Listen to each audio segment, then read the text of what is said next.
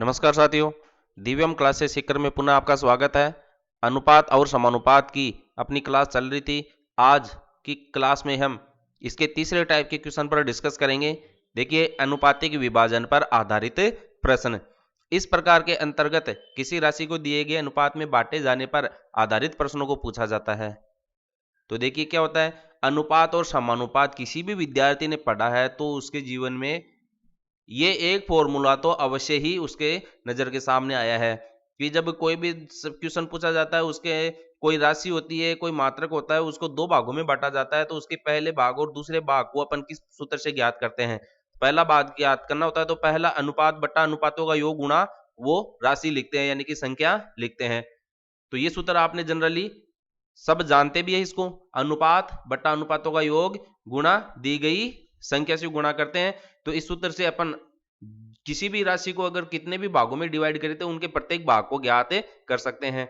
अब जैसे देखिए, किसी राशि m को a अनुपात b में बांटने पर इसका पहला भाग क्या होगा। तो देखो, अनुपात पहला भाग ज्ञात कर रहे हैं तो पहले अनुपात को लेंगे a बटा अनुपातों का योग a प्लस बी गुणा दी गई संख्या से इसको मल्टीप्लाई कर देते हैं। तो इस राशि सूत्र का जो भी मान अपने को मिलेगा वो इस a के बराबर प्राप्त होगा, यानी कि पहला भाग प्राप्त हो जाता है।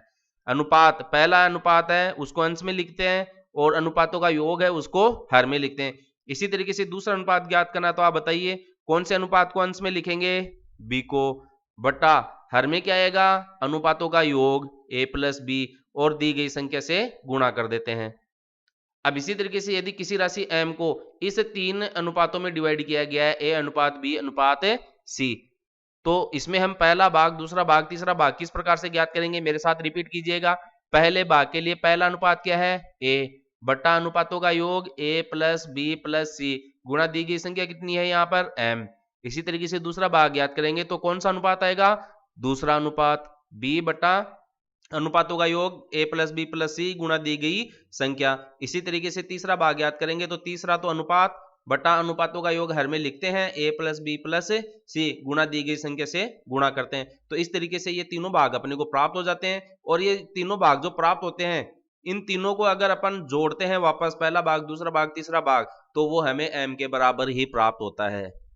गणित जादू है। आप जादू देखने के लिए क्या है, हाथ की सफाई देखने के लिए जाते हो कहाँ, कहीं पर भी जादू का खेल दिखाने वाला आता है तो उसके पूरा हाथ की सफाई होती है। लेकिन आपके आसपास, आपके चारों ओर जो आप पढ़ते हैं उस वह पूरी दुनिया जादू से भरी पड़ी है। देखिए गणित का जादू, मैं इनको तीन भागों में, ये तीन भाग थे, इन तीन भागों के मैंने मान ज्ञात किया और इनको जोड़ा तो ये पहले भाग के बराबर होता है। तो जादू से कम थोड़ी है ये, गणित जादू से कम नहीं है।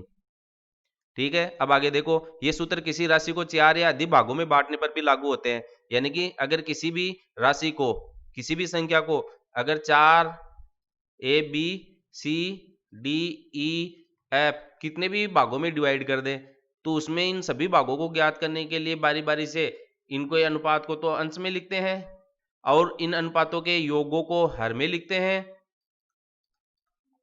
और फिर जो संख्या दी गई है उससे अपन मल्टीप्लाई कर देते हैं, जिसे अपन यहाँ m लेकर चलते हैं। तो देखिए किस प्रकार के क्वेश्चन इसमें आते हैं। अनुपात और समानुपात के क्वेश्चन को मैं अभी आपको बता दूं, दो तरीके से आप हल कर सकते हैं। अगर आपने अनुपात और समानुपात नहीं भी पढ़ा है ना, तो भी अगर इस प्रकार के क्वेश्चन है, इस तीसरे टाइप के जो क्वेश्चन है उसको आप बिना पढ़े कर सकते हो, बिना अनुपात और समानुपात के पढ़े। वो मैं आपको याद दिलाऊंगा। इससे पहले हम अनुपात और समानुपात के सूत्रों को उपयोग में लेकर ही इन क्वेश्चनों को हल करेंगे और उसके बाद में जो दूसरा तरीका आपने सीखा है दिव्यम क्लासेस सीकर के द्वारा, उस तरीके को मैं आपको याद दिलाऊंगा। तो देखिए, दो संख्याओं में 9 अनुपात 11 का अनुपात है। यदि इन दोनों संख्याओं का योग 660 है तो दोनों संख्याओं का अंतर ज्ञात कीजिए। ठीक है, तो इसमें देखो हमें पहले तो इनका भाग ज्ञात करना पड़ेगा। पहला भाग कितना है, फिर दूसरा भाग कितना है, फिर दोनों भागों का अंतर करेंगे तो वो हमें उत्तर के रूप में प्राप्त होगा। तो देखिए, पहला भाग का मतलब क्या हो गया, पहला अनुपात बटा अनुपातों का योग गुणा दी गई संख्या, m की जगह कितना है यहाँ पर 660 है। ओके, अब दूसरा भाग ज्ञात करना है तो दूसरा अनुपात बटा अनुपातों का योग गुणा दी गई संख्या m का मतलब कितना 660। अब इसको हल करेंगे तो ये क्या मिलेगा अपने को, 9 बटा 20 गुणा 660, एक बिंदी से एक बिंदी की दो का भाग लगाएंगे 33 बार, तो ये कट कटा के कितना मिल गया, मल्टीप्लाई करेंगे तो 29 27 28 गुणन 30 297। अब इसको हल करेंगे तो 11/20 गुणा 660, तो ये 33 से मल्टीप्लाई हो जाएगा, तो 11 33, 11 33 और 3 कितना हो गया 36, जोड़ के देखो 10 9 6 15 1 16 3 2 5 1 6 660 वापस आ गया। मैंने आपको बात कही थी कि जो अनुपात के भाग दिए गए हैं उनका भाग ज्ञात करने के बाद में अगर उनको जोड़ते हैं तो वापस अपने को m के बराबर यानी कि दी गई संख्या के बराबर प्राप्त होता है। तो पहला भाग प्राप्त हो गया, दूसरा भाग प्राप्त हो गया, इन दोनों का अंतर पूछ रहा है तो बड़ी संख्या में से छोटी संख्या घटा दीजिए, 13 में से 7 चला जाएगा तो 6, 15 में से 9 जाएगा तो 6, यहां से कैरी चला गया तो ये 0 बच गया, यानी कि इन दोनों का अंतर अपने को कितना मिल रहा है 66 मिल रहा है। तो आपका इस क्वेश्चन के लिए आंसर कितना है 66 है। अब देखो दूसरा तरीका क्या है, आप मान के चलो कि आपको जो अनुपात दिया गया है वो पहला भाग 9 अक्स है, दूसरा भाग 11 अक्स है, और क्या कह रहा है दोनों का योग कितना है 660, तो ये 660 के बराबर हो गया। अब आप इसको जोड़ो 20x बराबर 660, अब x का मान कितना हो गया 660/20 डिवाइड करो 2 33, तो x का मान मिल गया 33। x का मान आप यहां पर रखो और इसमें रखो तो आपको पहला भाग और दूसरा भाग प्राप्त हो जाएगा।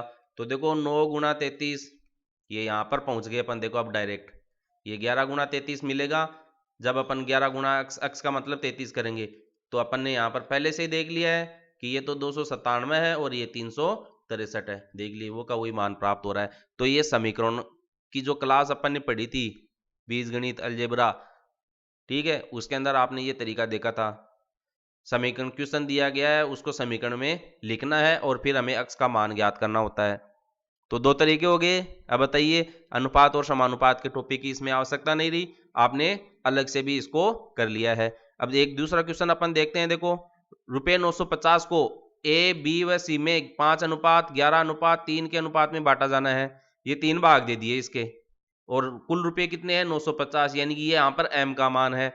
ए व बी के भागों का अंतर ज्ञात करना है, तो अपने को 3 भाग तो दे रखे हैं ए बी सी, अब लेकिन हमें तीसरा भाग ज्ञात करना नहीं करना है, पहला और दूसरा भाग ज्ञात करना है। यहाँ पर इनको ज्ञात करने के बाद में इन दोनों का अपन अंतर ले लेंगे, जो भी बड़ा होगा उसमें से छोटे को घटा देंगे तो अपने को ए व बी के भागों का अंतर प्राप्त हो जाएगा।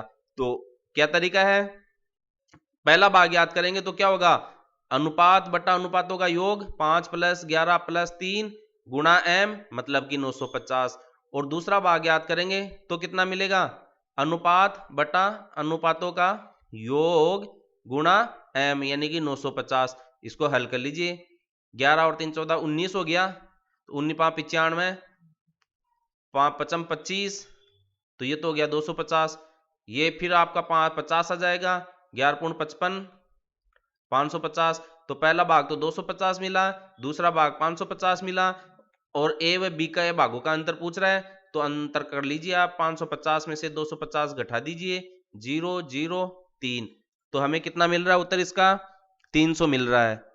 अब देखो दूसरा तरीका क्या है, हम मान के चले कि प्रत्येक भाग कितना है अनुपात के रूप में 5x 11x और 3x है, और इन तीनों का योग कितना है 950, तो ये हो गया आपका बराबर 950, तो ये हो गया 19x बराबर 950, तो x का मान कितना मिलेगा 950/19, तो 50 मिल गया, तो x बराबर मिला अपने को 50। अब x का मान आप यहां रखेंगे तो पहला भाग मिलेगा, तो पहला भाग हो गया आपका 5 × 50 बराबर 550, दूसरा भाग के लिए इसमें मान रखो x का, तो 11 × 50 मतलब ये 250 होगा आपका, और ये 11 × 55, अब देखो वही मान दोबारा मिल गया 550 और 250, लिखने में हो जाता है कभी कभी, बोलते कुछ और है लिखते कुछ और है, इसलिए आपको हमेशा जो आप बोलते हैं, जो आप लिखते हैं, जो आप देखते हैं और जो आप सुनते हैं,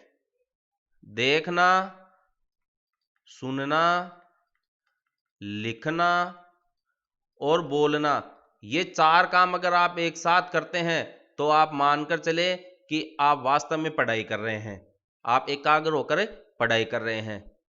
अगर ये चारों काम आपके साथ में चलेंगे तो ये जो इस प्रकार की जो त्रुटि होती है जिसके कारण अपने एग्जाम में भी गलती हो जाती है, कि अपन दिमाग में तो कुछ और सोच रहे हैं कि जो किया है वो सही किया है, लेकिन लिखा